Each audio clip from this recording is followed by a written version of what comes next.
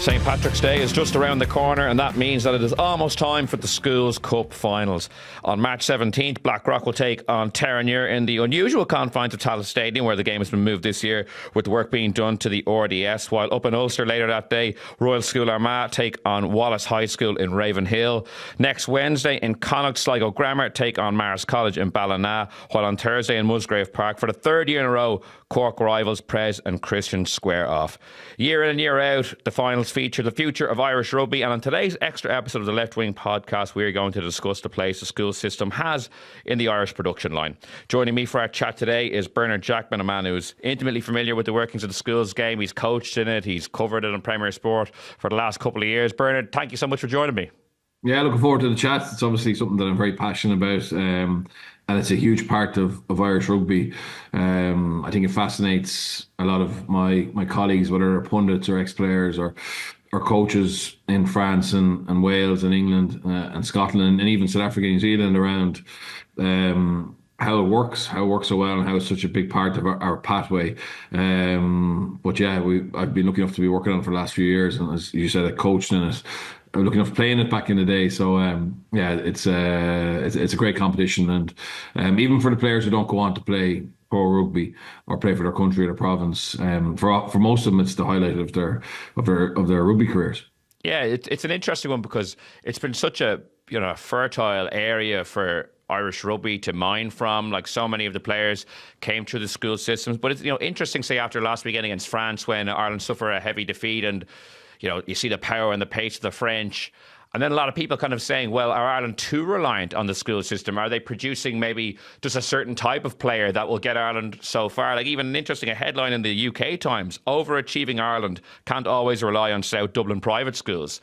So there's been some sort of kind of, I suppose, there's a narrative forming that maybe Irish rugby, while it's the biggest strength in some ways, is it a potential weakness in others, and that have Irish rugby become too reliant on it?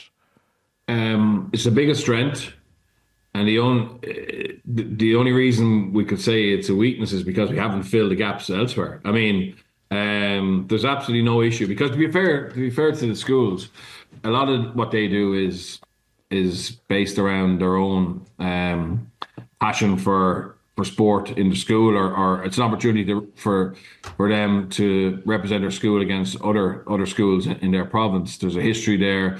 There's a passion from the parents. There's a passion from teachers, players, etc. So it's not that it absolutely is a strength for Irish rugby. The questions need to be asked around why haven't we developed other areas? That's the issue. Like, if we were to some way depower the school system and be less reliant on that, without having actually found other sources of talent, we'd be back down. We'd be like Wales, we'd be at the bottom of the basement. So we have overachieved, I think, in terms of our playing population, etc. But unfortunately, and I was just thinking about this last night. So we've been through a golden decade for Irish rugby. So when obviously 2009, Declan Kidney won a Grand Slam. Eddie O'Sullivan had triple crowns before him. But realistically, since Joe Schmidt came in and followed by Andy Farrell, bar 2019, we've been incredibly consistent and successful. And yet, that decade, like, so those under 20s who played in Cork last week or played this year, they effectively were 10 when this golden generation at senior level started, and for whatever reason it hasn't increased our player pool enough that we have every year a team, an under 20s team, who are as good as England or France, or competitive with them. I think it's fair to say this year France and England are a long way ahead, and France, to be fair, they don't concentrate on the Six Nations as much as they do in the Junior World Cup. So France, by the time the Junior World Cup comes around, they're going for 3 in a row. They won't be far off England, even though England potentially have one of the best teams they've had in a long time. So that's my worry, is that despite the professional game the senior international team being the flagship for guts of 10 years in terms of being, among the best in the world, we haven't captured additional talent into our pathways that means that we are immune from fallow years, which I think this is a fallow year. So that's the area. The schools competition for the last 10 years has still been very good, but we haven't added to it enough, in my opinion, from other sources. The club game, and that's not to say there's not great work happening there. Have we been competitive in terms of being able to lure the best athletes, whether they're rowers, boxers, soccer players, hurlers, GA players, into our pathways, and giving them an environment where they decide to play rugby over their other sport? Don't think we have either. So I think that's something the IRFU will have to look at and see what errors were made, or was there enough focus on it, to be honest, Will? Yeah, no, that's an interesting one. And the funny thing about France is that at Six Nations time and under 20s, a lot of their guys are often playing top 14 rugby or Pro D2 rugby. So whereas in the summer when the World Cup comes around, they're kind of free to concentrate on their 20s duty. And you might see this, 2 years ago in 2023 when it was the final, you saw this unbelievable team kind of rolled out who maybe a lot of those guys hadn't featured in the Six Nations because they were kind of tied up with club duty. In Ireland, it's very different, and the guys coming through. I know we're kind of going off the schools to the 20s, but no, but it's an interesting. I think it's interesting because a lot of people in Ireland don't understand it. So effectively, because we would prioritise under 20s. Obviously, there's less clashes. The ERC doesn't clash with the top four, with the Six Nations, but they have a philosophy that if a player is going to play for his club in Pro D2. But actually, he doesn't have to start. He has to be on the bench. Has to be in the matchday squad or top 14. That is the priority for the Six Nations. But it makes complete sense because that player gets to play for Mont-de-Marsan against Béziers. He's getting tested. He's also getting a chance to impress his club coaches, which may lead to more game time, okay, outside because he's filled a gap. So he may play more regularly towards the end of the season. He may get a contract for the year after. And someone else takes his place in the under 20 squad. So effectively, you're maybe getting, I would say, an average of about 25% players playing who could play for their country in those weekends.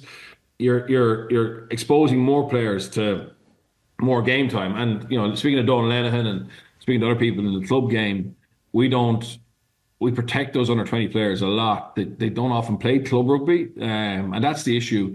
I think is that sometimes we prioritise gym work, etc., over actual playing. And you look at other countries; they understand that playing is the best teacher of the game. And it's not that they ignore S&C, but they want players playing more than maybe we allow them to. Well, to that point, it's considering how successful Ireland have been in under 20s and the Six Nations over the last couple of years. Not that many guys have actually come through into the national team off the back of that. Like in 2018 or 19, the first Grand Slam of that period. I think maybe 19, you had Scott Penny, Harry Byrne, Ryan Baird, Craig Casey. Two of those guys have been around the international setup. The other two, not really. But then the more subsequent teams that have come, Sam Prendergast has obviously emerged. But you probably would have thought more guys would have come through from that period. And maybe it goes to your point of maybe Ireland targeting the Six Nations as a one-off tournament rather than, is it the best way of actually producing guys so they can kick on and come in quickly? Obviously, only having 4 professional teams, it makes it a different proposition to what France have. And if a lot of those guys are concentrated in one province, which they often are at Leinster, it makes it even more difficult to bring them through. And then they don't play again for a while. Whereas, say, Gus McCarthy, there's no doubt he got a break. He got a break with those injuries early in the year to Dan Sheehan, Ronan Kelleher, and getting whatever it was. I can't remember, was it 3 or 4 games he got in quick succession. Got him into that November squad, and now the challenge for him is what happens when Dan and Ronan are back. You know what I mean? How often do we see him? But that's the challenge in Leinster, and unfortunately, from an Irish point of view, in terms of pathway, Leinster still, even though it's not as significant, they still have the majority of that under 20 squad most years, and then they're the ones who are backing up in other provinces. But that's a bigger question. I think let's focus on the pathway. There's an area that I think we could get better on, which is the scholarships. If we want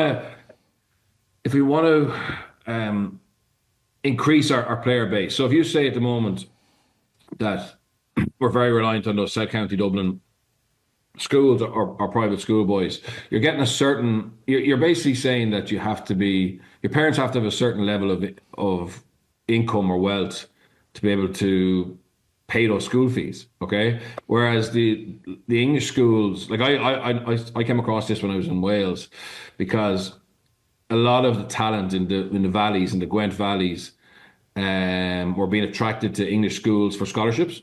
Okay, and some of them came back, but a lot of them haven't. There's a hooker playing for Bath at the moment, and the English under 20s, Polynesian descent, an absolute monster. Like, he's going to play for England, but he was born and raised in Wales. But a scholarship got him out of Wales and into the English system. Obviously, the Vunipola brothers are another example. They got a scholarship to public school when they were in secondary school. So it's quite difficult in Leinster at the moment, because of the fact that you have to take, I think it's 18 months. It's effectively 2 seasons before you re-qualify for your new school. So I would say the best schoolboy in Dublin in Leinster schools this year is a fellow called Dylan McNeese in Michaels, but he hasn't been allowed to play because he didn't qualify. So he moved to Michaels after fourth year. He moved to Michaels during his secondary school. I'm not sure what year he moved in, but he wasn't eligible to play in the Schools Cup this year. But is there? Joey Carberry went to Blackrock in sixth year and played on the SCT. Are there kids out there in our club system at the moment, who, if they were given a scholarship to a private school, would entice them for rugby to be their sport? Okay, that's something to think about. But some people say that's, though, the opposite of what should be happening. That it should be like in reverse. It should be like building it up outside. I think a lot of people would maybe be uncomfortable with the idea of just like Blackrock or Michaels or any school kind of just trying to go out and basically cherry pick athletes and bring them in rather than building out the ecosystem outside of it. I take your point, though. I understand why they'd be uncomfortable. I'm talking about how potentially you could increase the player pool, and this isn't the only thing I would suggest, but it's one of the suggestions that I would make that, to be fair, is happening in New Zealand, South Africa, and England, and has been happening for many a year. And these kids don't necessarily become professional rugby players, but they potentially have the opportunity to have a better education through the studies, the fact that it's compulsory study, etc., which I got the benefit myself from. I wouldn't have maybe done my leaving cert if I had stayed at home, because there was so much happening on the farm, if you get me. So by me going to boarding school, it meant that I had 3 hours study a night and was able to have a choice leaving school, and was able to go to university. So, like, the Sia Khaleesi's, etc., of this world, were given an opportunity to get an education. And I'm not saying that it's the same in Ireland, but it's just an area that potentially is going to get more outstanding athletes into the rugby program, right? That's one area, right? And it's not the only one, but it's something to think about. The other one, obviously, is how can we support those club players? How can we and work has been done on this in terms of the high potential players within the province are split into different regions. So, in Southeast, Carlow is the base. So they will get top up. They will get top up S&C. They will get top up skill sessions on during the week to complement what they get in their club.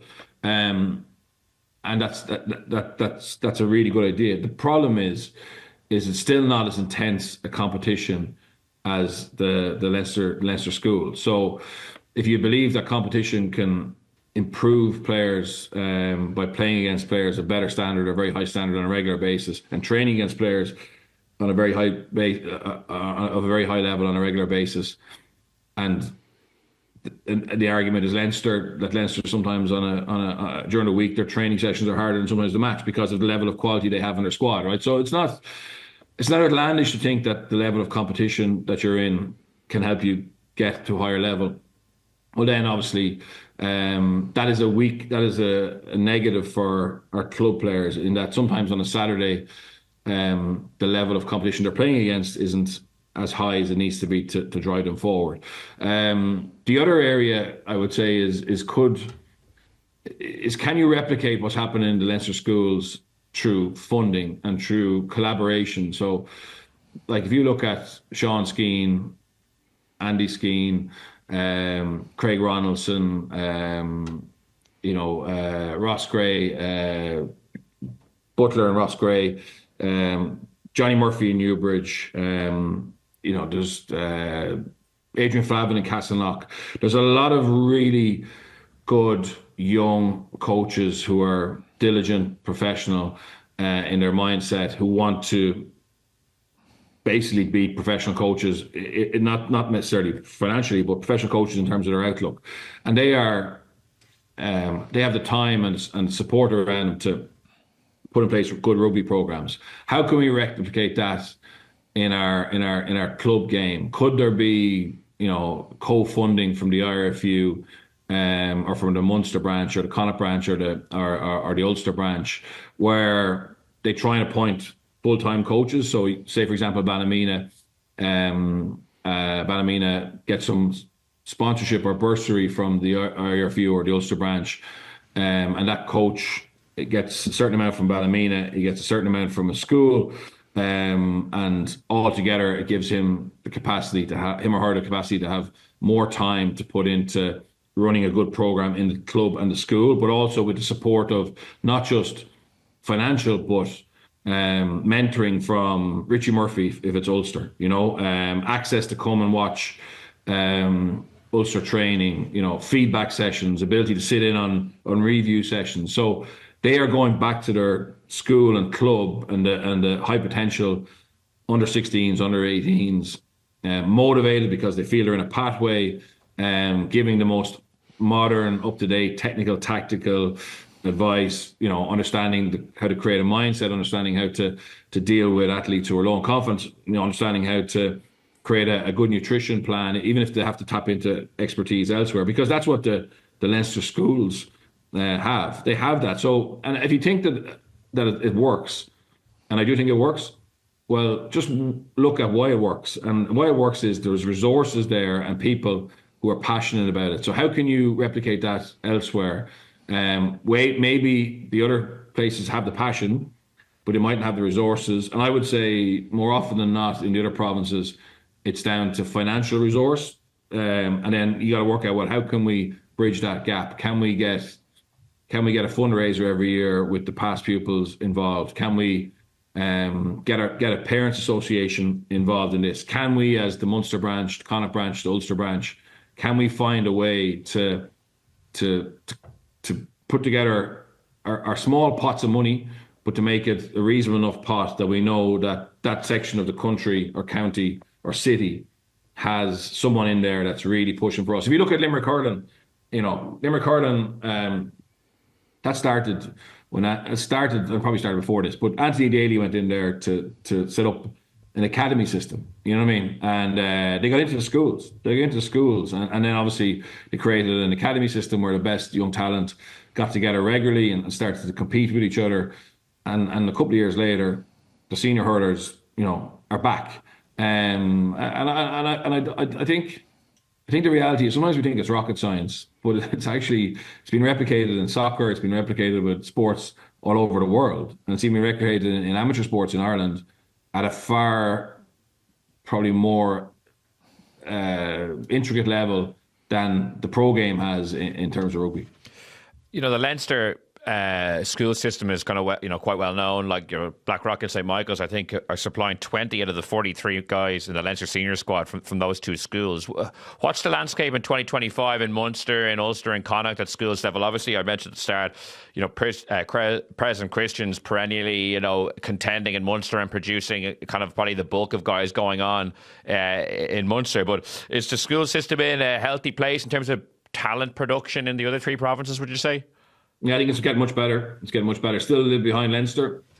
Some of that's a numbers game. Some of that's possibly the fact that more of their pupils are dual athletes or play three sports. I think you'll find, Will, that a lot of the Leinster schools players, they do tend to focus on rugby earlier, and some of them exclusively, whereas my feeling from speaking to coaches in other provinces is, and I actually believe that it's actually really good for a young athlete to play as many different sports as possible. So, but I think then the challenge they may have is that when it comes to getting into the Irish under-20 squad, are you able to get into it? If you don't get into it, then what effect has that got on your chance of making it in the pathway? So, I think it's great that kids play lots of different sports, but the problem is how many of them are good enough that they can survive or arrive on 60% of the training load that someone who's been exclusive in. That's the challenge. And just go back to full circle to the scholarship. I'm not anti-scholarship. I'm not saying I think a scholarship for academia, for music, for art, for sport is a good thing. I don't want it to sound elitist, but what I think is that it may be a way of getting those really special athletes who could play any sport into rugby through giving them an opportunity for an educational scholarship. It's not the only solution. It's just something I think that we probably need to think about, because at the moment, as I said, soccer seems to be, despite all the negative publicity about it, I think speaking to people in the underage setup there, they're very organised. They're very organised, and there's a game there that's a global game. The opportunities in football are incredible. So, how can you lure a kid who's in that pathway out? I don't know, but certainly you'd have to be imaginative. You have to give them something that's maybe beyond the sport. As I said, the Gaelic, GAA and hurling, they're so much more organised now than they were.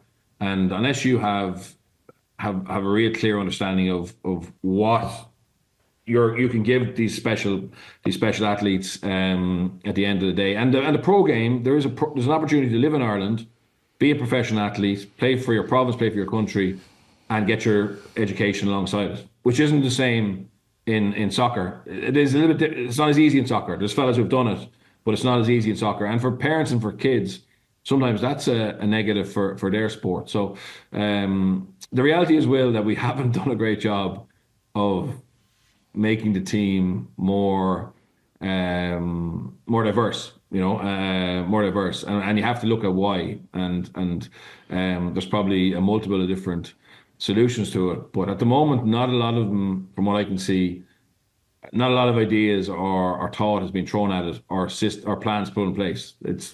Hasn't changed a massive amount in 10 years, I don't think. Yeah, well, just on the scholarship point, like my left-wing colleague Luke Fitzgerald, when he was in school, he played with Vaz Artemiev on the wing, and I think everyone thought he was headhunted and scouted with a scholarship from Russia, but I remember he told me that he actually just wanted to come and learn English, and his parents had a choice between Blackrock and a school in the UK, and they opted to send him to Blackrock. But yeah, he was a high-profile guy who came from a different background and tore it up back in the day. You mentioned at the start how your kind of friends and colleagues from other countries are fascinated by the Irish school system.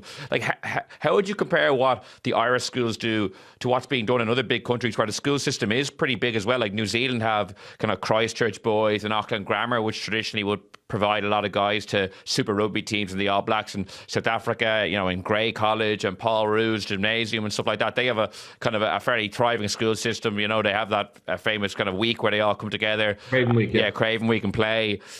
Like that would seem to me from the outside to be quite similar. So what are the differences in how kind of Irish schools go about their business and produce players versus what's being done in some of these other big countries? No, they're very similar. I was down in Paul Roos in December for we used it as a base for a coaching conference, and the Paul Roos under-17s were basically our guinea pigs. So Felix Jones took a skill session. It was indoor, and they were the demo group, and very, very talented kids, very passionate about their school, and some of their games are played in front of 12, 14,000 people, live on TV. They are, but there's history there. There's history, and that's the challenges for there's history in all our provinces, but the biggest history is the Leinster one, and that brings the most people. The game is in Tallaght Stadium on Monday, which is the final. But there's been good crowds, and it's been of interest. National media cover it. It's live on TV. And it's probably, I know that Munster final has been streamed live, but Leinster is the most prestigious because of the history. So again, it takes a while to create history. So, but what are you trying to create in terms of your other competitions? How can you make it more interesting, more attractive? So the kids want to stay in it. You know what I mean? The kids want to stay, and that's the biggest challenge for teachers now and coaches is keeping kids playing sport. And again, if there's something at the end of it, a carrot at the end of it that's excites them, there's a more chance. I don't think, like, look at Scotland, look at in South Africa, those schools they're hoovering up the best talent around the country through scholarship programs, and the best playing for those big schools. That's just the reality of it, and the small schools as well are actively trying to change their place in the pecking order. But yeah, the program. If you got a Terenure, weekly schedule for a Terenure SCT player, and you got an under 18s from Grace College, it wouldn't be very different.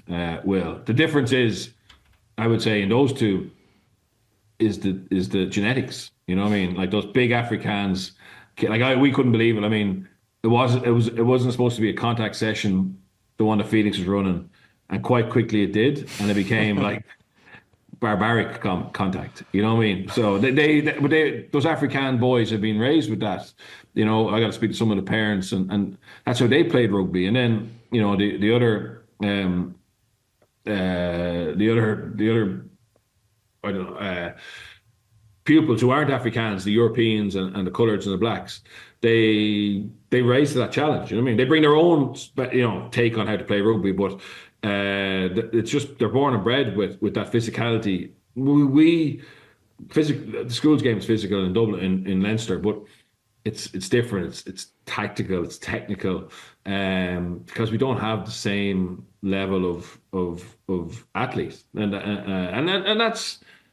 that's why there was a power deficit on Saturday. And France haven't got a school system, so you don't have to have a school system. What France have is a huge playing population, a huge advantage in terms of what they call licensees, so licensed number of players, so players who are registered basically, and also they have them they have the genetics, so Mofana, Movaca, etc.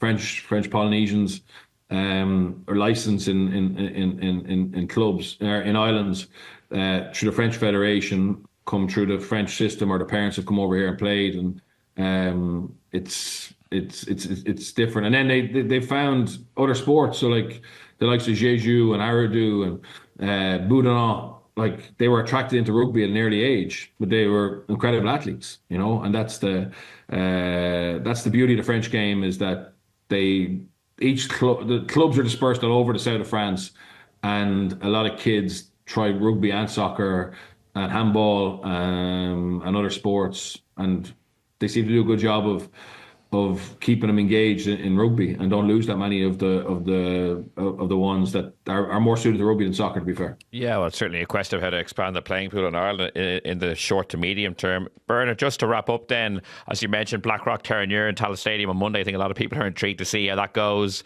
It's been a great couple of years for Terenure rugby generally, kind of the club game. They've won the IL. They've been really competitive at the top table. The school is now more competitive again. I think they kind of feed into each other nicely. And then obviously going up against Blackrock, I think it's Terenure's first final since 2009 when they played Blackrock with a great team with Andrew Conway and Jordy Murphy. Anyone we should be looking out for on Monday in the final, and who do you think will win? There's a lot of good players in this. I think the Blackrock halfbacks, Albert Linder and Paddy Clancy, they were outstanding against St. Michael's in the quarter final. Two really good footballers. Both sets of centres, so Johnny O'Sullivan, Bernard White from Blackrock, and Michael Kennedy and Alvaro Swords, big athletes, very important to their team. Ben Blaney is the captain of Terenure, so his father was James Blaney, who's now coaching Blackrock, played for Munster, played Irish schools. The Blaney family are synonymous with rugby in Terenure. There's in back row, number 7, Michael Smith. His father, I think, won a cup with Blackrock, played for Connacht, with Terenure. Played for Connacht. He scored a hat-trick in the semi-final. And then the Blackrock back row, Brian Walsh, Michael Sullivan, and Michael Walsh are class. Brian Walsh reminds me of a young Caelan Doris. Like he's exceptional. Yeah, these two teams are excellent. Blackrock are unbelievably consistent and never seem to get flustered even when things go against them. But Terenure play a brand of rugby, which is the most attractive I've seen in a couple of years in the Schools Cup. They're not huge, they're not massive, but they all have really good football in them. They all have footwork. They play not like they play a little bit like the French. They're not afraid to make mistakes. They go from deep.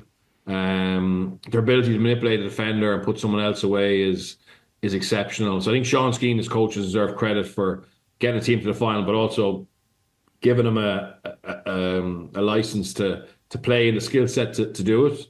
So they have the mindset plus the skill set. And I think Rock are favourites, but I've been incredibly impressed by Terenure. They came from behind against Clongowes, a very good Clongowes team in the second round. And since then, I've just been blown away by them. But the story of this cup is actually St. Fintan's. Forget the semi-final.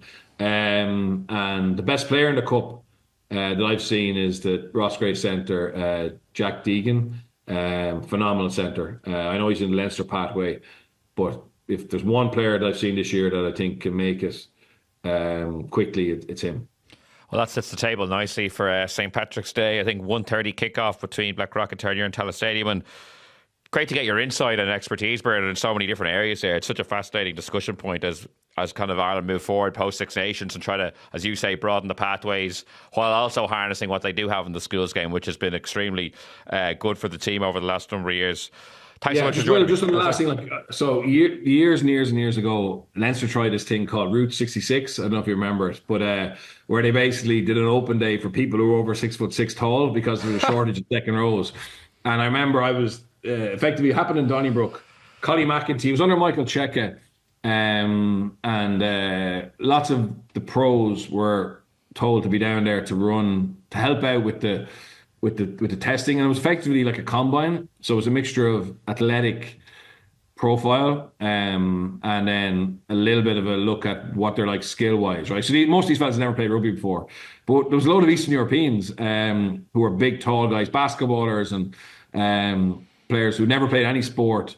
And it didn't lead to. I don't think anyone's come out of it, but I loved the creativity of it, the fact that they were thinking outside the box, and like they got a lot of fellas to turn up. Now the challenge is what you do with them then. You know, like the reality is you're not going to find a Walkie or a Giar who are ready to go straight away, right? But what do you do then in terms of putting a plan together for them? So like I think the idea was you told them, look at your local club is Coolmine, or your local club is Balbriggan, or your local club is Lansdowne. Why don't you go down there and play rugby or whatever, which could work. But I actually think you probably need to be a little bit more hands-on with it, because then you need that coach in Lansdowne or Balbriggan or Coolmine to understand they're getting a lad at 17 who's never played rugby before, and how do you harness or how do you develop him without affecting the team on a Saturday, you know what I mean? But again, it's just something I saw a long time ago that I thought, well, fair play, and you might have to throw a lot of ideas to get 2 or 3 rough diamonds who mightn't come true for 7 or 8 years, but that's talent ID, that's talent development, that's high performing, especially if you feel your current pathways are maybe a little bit limited, right? And I think we have to admit they are. We have to admit that they are. But that shouldn't be a criticism of what's happening. And we are over-reliant on the Leinster school system, in particular, the school system in general. But we shouldn't be knocking them for that. The fact is they're doing a really good job.